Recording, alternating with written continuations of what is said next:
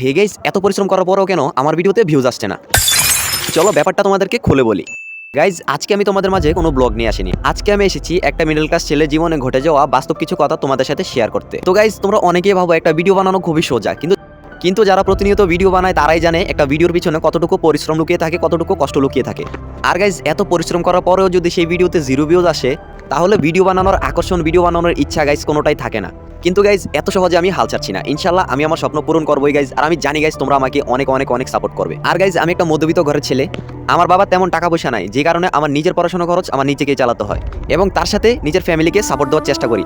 তার জন্য গাইজ আমি একটা পার্ট টাইম জব করি, যে কারণে গাইজ আমি রেগুলার ভিডিও দিতে পারছি না। তবে গাইজ ইনশাল্লাহ এখন থেকে আমি রেগুলার ভিডিও আপলোড করব। তোমরা আমাকে গাইজ একটু সাপোর্ট করো গাইজ। গাইজ, বিশ্বাস করো, একটা ভিডিও বানাতে গাইজ অনেক কষ্ট হয়, কিন্তু এত কষ্ট করার পরও যখন ভিডিওতে ভিউজ আসে না, তখন গাইজ অনেক কষ্ট হয়, তখন আর ভিডিও বানানোর কোনো ইচ্ছা থাকে না গাইজ। কিন্তু গাইজ ইনশাল্লাহ আমি এখন থেকে রেগুলার ভিডিও আপলোড করব। তোমরা গাইজ আমাকে সাপোর্ট করো, আমি যাতে একদিন বড় কিছু হয়ে আমার পরিবারের পাশে দাঁড়াতে পারি। আর তোমরা যদি ভিডিওটি ইনস্টাগ্রাম থেকে দেখো তাহলে পেজটি ফলো করে দিও, আর ইউটিউব থেকে দেখে চ্যানেলটি সাবস্ক্রাইব করে দিও।